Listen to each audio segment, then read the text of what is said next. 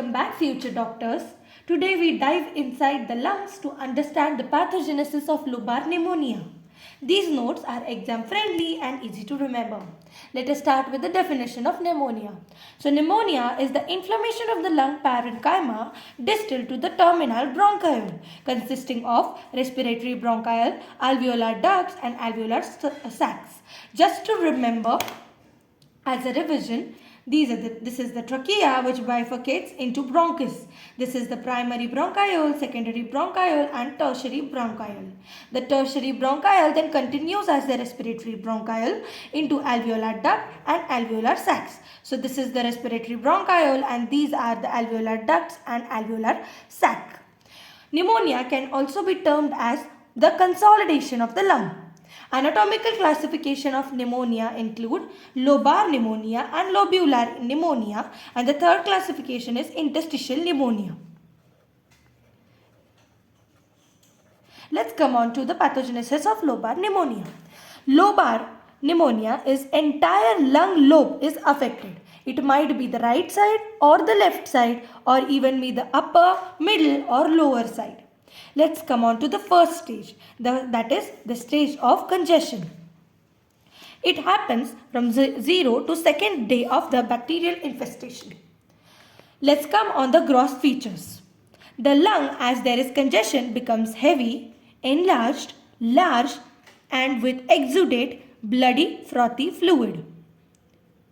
It becomes red because of RBCs, infiltration of RBC in the edematous fluid. Let's come on to the histologic view. The first thing to remember over here is we have two things, the alveolar sac and the alveolar capillary. To remember, the alveolar capillary is dilated and distended. And coming on to the alveolar sac is filled with edematous fluid. This edematous fluid consists of RBC and polymorphneutrophils. As well as the gram staining of this edematous fluid will reveal gram-negative bacteria. So for a quick revision of the histological slide, the first thing you have to write is the capillaries are dilated and distended. The second thing we see, that is the alveolar sac is filled with edematous fluid with RBCs and polymorphneutrophils in it. And the fourth thing is on gram staining we will find gram-negative bacteria.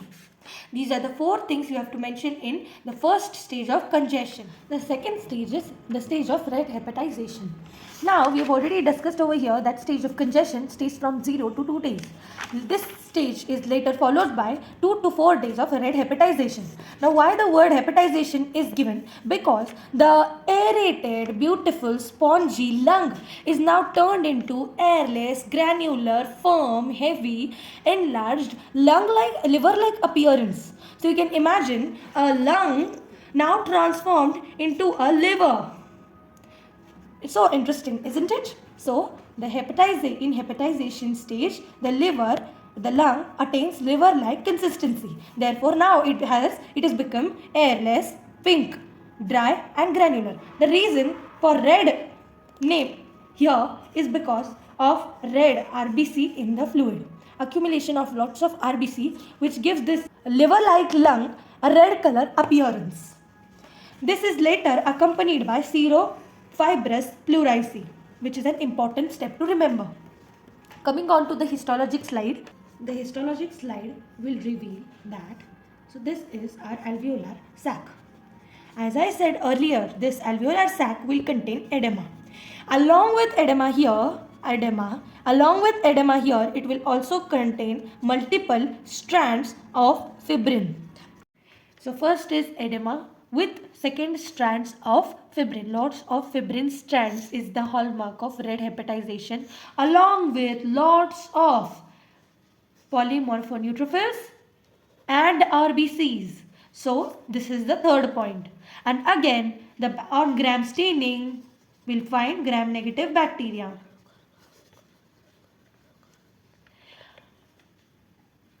The third stage is the stage of grey hepatization. This stage will be followed by the red hepatization stage. That is from 4th to 8th day. So now What are the gross features? The gross feature is that the same. The lung is having liver-like consistency, which is dry, granular, airless, firm, and heavy. But now it has become grey. The reason to it is because of decreased in RBC synthesis and increased degradation of RBC. So this is the hallmark of grey hepatization, that there is decrease in synthesis of RBC and increase in degradation of RBC, giving a grey color to the lung. This grey color will start from hilum and will move on to the periphery. And here fibrous pleurisy is seen, which is also important to be remembered. And here serofibrous pleurisy is seen in red hepatization phase. In histologic slide of grey hepatization, we see that the polymorpho-neutrophils and RBCs are decreased. Now, as the RBC synthesis is decreased, they are decreased in the edematous fluid as well. Here, the hallmark is along with the fibrin strands. The fibrin strands that were present over here, they are highlighted over here. The macrophages appear. Macrophages are responsible to heal the lung. So, macrophages is the hallmark of grey hepatization. And the exudate, the whatever exudate we said over here, exudate is bloody frothy fluid. It is separated by septal wall. So let me remind you one thing. Over here we said that the edematous fluid is present, but it has lots of fibrin strands over here. And the polymorpho-neutrophils and RBCs are present and are lots in number, which is the hallmark. And here gram-negative bacteria is also present. In grey hepatization, we say that polymorpho-neutrophils are decreased, fibrin strands are increased, macrophages are the hallmark, and the fibrin exudate is separated by septal wall. The fourth stage, the last stage, the resolution stage, the recovery stage. I repeat again. The fourth stage, the last stage, the resolution stage, the recovery phase. So this recovery phase is now done on the third week, starts on the first week and is completed on the third week. Grossly, now this is recovery. So the first thing, the function of the lung, that is to carry air, is restored. So restoration of normal aeration of the lung, softening of the lung, and pleurisy resolution of the fluid, inflammatory infiltrate.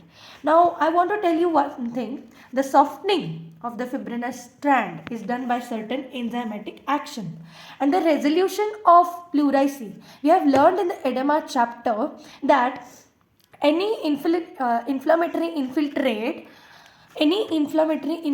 that is present is removed, excess fluid is removed by the lymphatic. So yes, here also our lymphatics come into role. So pleurisy resolution is done by lymphatic and softening begins.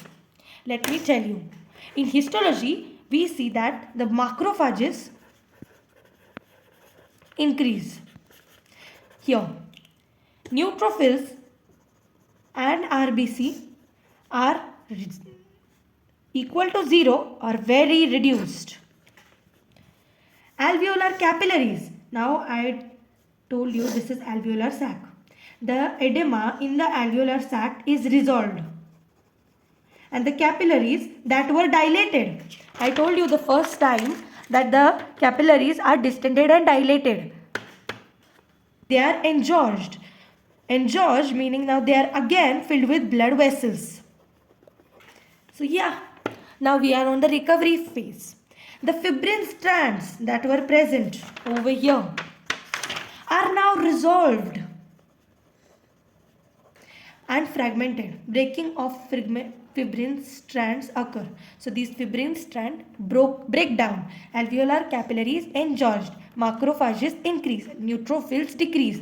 And the fluid, the edema, which is resolved, it is resolved by lymphatics. So let me give you one more time a brief revision of this phase. First thing I told you is there is normal aeration of the lung. Second thing is softening of the lung by enzymatic action.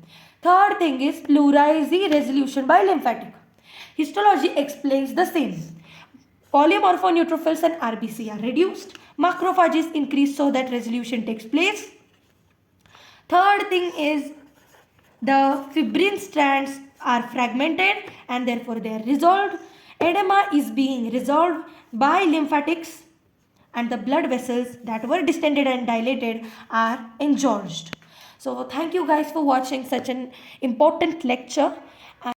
I hope you guys understand all the 4 stages of lobar pneumonia. Thank you for watching my video. As this is my first video, I would like, if you have any suggestions about it, any language suggestion, clarity suggestion, or anything that you don't understand in this chapter, and do let me know what more topics you want to do in future. You want me to do in future. Thank you.